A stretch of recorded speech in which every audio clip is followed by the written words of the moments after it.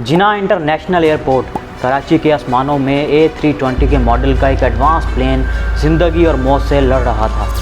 इस जहाज़ के दोनों इंजन फेल हो चुके थे और इंजन में इतनी पावर भी नहीं थी कि वो सही सलामत इस प्लेन को एयरपोर्ट के रनवे तक पहुंचा सके। बस फिर क्या था, वही होता है जिसका डर था। घनी आबादी वाले शहर कराची के एरिया मॉडल टाउन के घरों में जाकर ये जहाज़ टकरा जाता है, जिसके नतीजे में एक ज़ोरदार धमाका होता है और सिर्फ 2 लोग इस क्रैश में सर्वाइव कर पाते हैं और बाकी सब के सब अपनी जान की बाजी हार जाते हैं। तो आखिर क्या हुआ था उस प्लेन के साथ और दोनों के दोनों इंजन एक साथ कैसे फेल हो गए? चलिए यही सब कुछ जानते हैं हम आज की इस वीडियो में।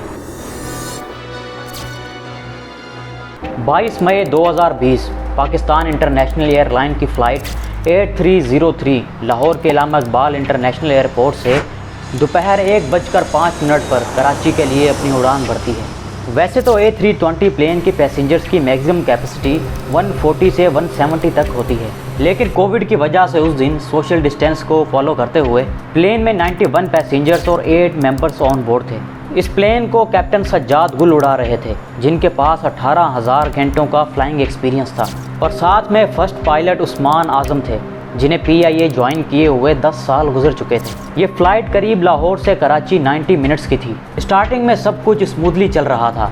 प्लेन में किसी तरह का कोई टेक्निकी फॉल्ट भी नहीं था और प्लेन अपनी 34,000 फीट की बुलंदी पर भी पहुंच चुका था। इस हाइट पर पहुंचते ही कैबिनेट क्रू ने दोनों पायलट्स को खाने के लिए पूछा, लेकिन उन दोनों ने ये कहकर मना कर दिया कि हमारा तो रोज़ा है। जी हाँ दोस्तों, तब रमज़ान का महीना था। कैप्टन ने जहाज़ को ऑटो पायलट पर लगाकर फर्स्ट ऑफिसर से बातें शुरू कर दी। इस बात से बिल्कुल अनजान के अगले कुछ ही मिनट्स के अंदर उनके साथ एक बहुत बड़ा हादसा होने वाला है और इस हादसे का जिम्मेदार यही कैप्टन ही होगा, जो अपने साथ 96 लोगों को मौत के घाट उतारने वाला था। सज्जाद गुल, जो कि इसी प्लेन के कैप्टन थे, उन्हें 1996 में जब PIA को ज्वाइन किया तो PIA के साइकियाट्रिस्ट ने उन्हें जॉब्स के लिए नाअहल करार दे दिया। साइकियाट्रिस्ट के मुताबिक कैप्टन अपनी बात मनवाने वाला और अपनी मर्जी चलाने वाला तबीयत का शख्स था और उनका इंटेलेक्चुअल लेवल भी बिलो देन एवरेज था। इस फैसले के बाद होना तो यूँ चाहिए था कि सज्जाद अली को किसी और फील्ड में जॉब करनी चाहिए जहाँ उनके हाथ में लोगों की ज़िंदगियाँ ना होती, मगर पायलट ने एक और पैनल की डिमांड की जिसमें 5 साइकियाट्रिस्ट शामिल थे। उनसे जब अपनी पर्सनल ट्रेड्स के बारे में राय जानना चाहिए तो 5 में से 3 साइंटिस्ट जो कि UK से ताल्लुक़ रखते थे, उन्होंने कैप्टन के हक़ में फ़ैसला सुना दिया। साइकियाट्रिस्ट के इन फैसलों के बाद भी PIA ने सज्जाद गुल को जॉब पर नहीं रखा था, जिस पर सज्जाद ने वाक़या मोहतसिब को एप्लीकेशन लिखी और मोहतसिब ने भी कैप्टन के हक़ में फ़ैसला सुना दिया, जिसके बाद Sajjad Gul as a captain PIA join करने में कामयाब हो जाते हैं। खैर 1:24 पर जहाज़ सिंध के इलाके नवाबशाह को क्रॉस कर रहा था और उसी वक्त प्लेन को कराची कंट्रोल टावर के साथ कनेक्ट कर दिया जाता है। कराची कंट्रोल टावर ने प्लेन में मौजूद पायलट से कहा कि आप मकली के रास्ते कराची में एंटर करें। बेसिकली दोस्तों, नवाबशाह से कराची आने के कई प्लेन रूट्स हैं, जिनमें नवाबशाह 2A, नवाबशाह 2B और नवाबशाह 1C शामिल हैं।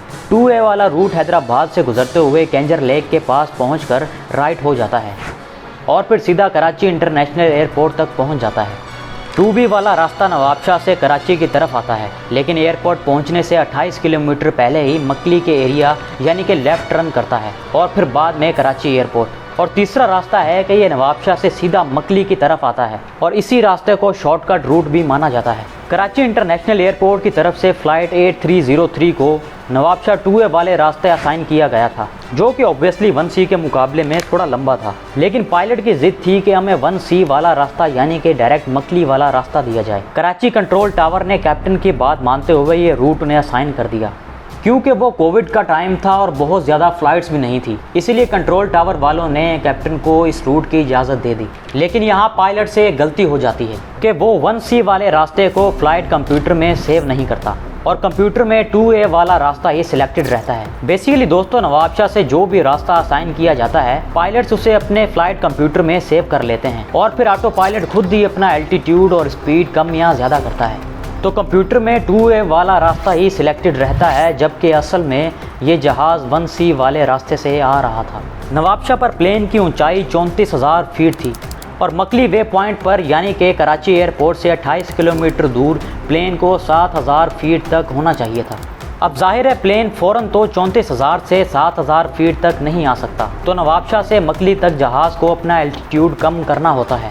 अगर रास्ता लंबा होगा तो एल्टीट्यूड आहिस्ता आहिस्ता कम होगा, और अगर रास्ता शॉर्ट होगा तो एल्टीट्यूड तेज़ी से कम होगा।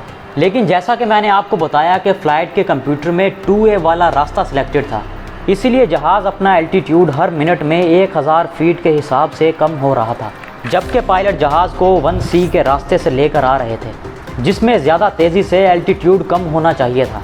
अब इसका रिज़ल्ट ये निकला कि जहां मकली के मकाम पर जहाज़ का एल्टीट्यूड 7000 फीट की बुलंदी पर होना चाहिए था, लेकिन फ़्लाइट 8303 का एल्टीट्यूड 10,000 फीट था। कराची कॉन्टैक्ट टावर ने जैसे ही फ़्लाइट की हाइट देखी तो फ़ौरन पायलट से रब्ता किया और बताया कि आपका एल्टीट्यूड नॉर्मल से काफ़ी ज़्यादा है, तो क्या आप आसानी से लैंड कर सकेंगे, या फिर मकली के एरिया पर ही आप एक गोल चक्कर लगाकर अपना एल्टीट्यूड और स्पीड कम करेंगे। जिस पर कैप्टन ने कहा कि हम गोल चक्कर नहीं लगाएंगे, हम तो ईज़िली लैंड कर सकते हैं। इस पॉइंट ऑफ टाइम तक भी दोनों पायलट इस बात से बिल्कुल अनजान थे कि उनके कंप्यूटर सिस्टम में 2A वाला रास्ता ही सिलेक्टेड है। अब पायलट्स को लैंड करने के लिए किसी तरह अपने एल्टीट्यूड कम करना था, तो पायलट्स ने प्लेन की नोज डाउन कर दी ताकि जल्दी से जल्दी लो एल्टीट्यूड पर पहुंच सकें। लेकिन इसका रिजल्ट ये निकला कि जहाज़ की नोज डाउन होने की वजह से उसकी स्पीड भी बहुत ज़्यादा बढ़ गई। कुछ ही सेकंड्स बाद जहाज़ एयरपोर्ट से 21 किलोमीटर दूर के फासले पर पहुंच चुका था, जहां इसकी हाइट 10,000 फीट थी और अब 6,000 फीट हो गई। लेकिन यहाँ मसला ये था कि इस पॉइंट पर जहाज़ का एल्टीट्यूड 3,000 फीट होना चाहिए था। कॉन्टैक्ट टावर की तरफ से फौरी तौर पर पायलट को कॉल की जाती है और बताया जाता है कि आपकी हाइट अभी भी डबल है।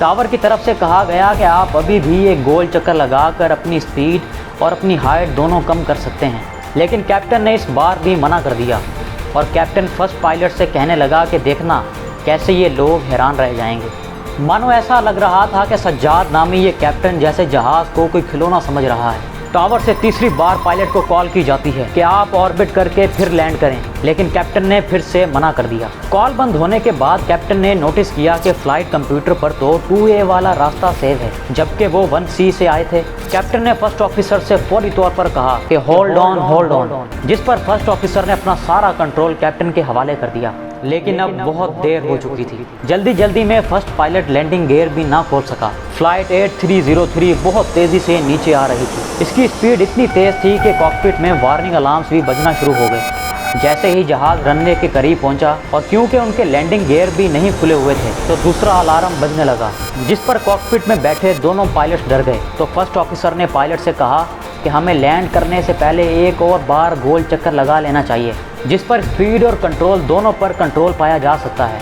लेकिन सज्जाद गुल नामी ये कैप्टन अपनी बात पर अड़े हुए थे, और जैसे ही जहाज़ रनवे के करीब पहुंचता है तो कई और अलार्म्स भी बजने लगते हैं, जिसकी वजह से लैंडिंग गियर वाला अलार्म भी पायलट से इग्नोर हो जाता है और जहाज़ को बिना पहियों के नीचे उतार दिया गया। 16 सेकंड में 4 बार जहाज़ रनवे से टच हुआ, जिसकी वजह से दोनों इंजन्स भी रगड़ते रहे। जहाज़ 2-3 सेकंड के लिए रगड़ता, फिर ऊपर उठता और फिर से रनवे पर टकराता, जिससे दोनों इंजन्स को बहुत ज़्यादा नुकसान हुआ। दोनों पायलट्स अब बहुत ज़्यादा परेशान हो चुके थे। तो फर्स्ट ऑफिसर ने कहा सर टेक ऑफ, जिस पर कैप्टन ने जहाज़ को दोबारा ऊपर उठा लिया। लेकिन जल्द ही कैप्टन को ये एहसास हो गया कि जहाज़ का अब एक इंजन मुकम्मल तौर पर काम करना बंद कर चुका है और दूसरा इंजन भी बंद होने ही वाला है, क्योंकि सारे का सारा फ्यूल लीक हो चुका था। पायलट्स ने फौरी तौर पर जहाज़ का एक चक्कर लगाया ताकि एल्टीट्यूड कम किया जा सके। कंट्रोल टीम ने भी दोनों रनवेज खाली कर दिए और कैप्टन को कहा कि आप जिस पर मर्जी चाहें लैंड कर सकते हैं।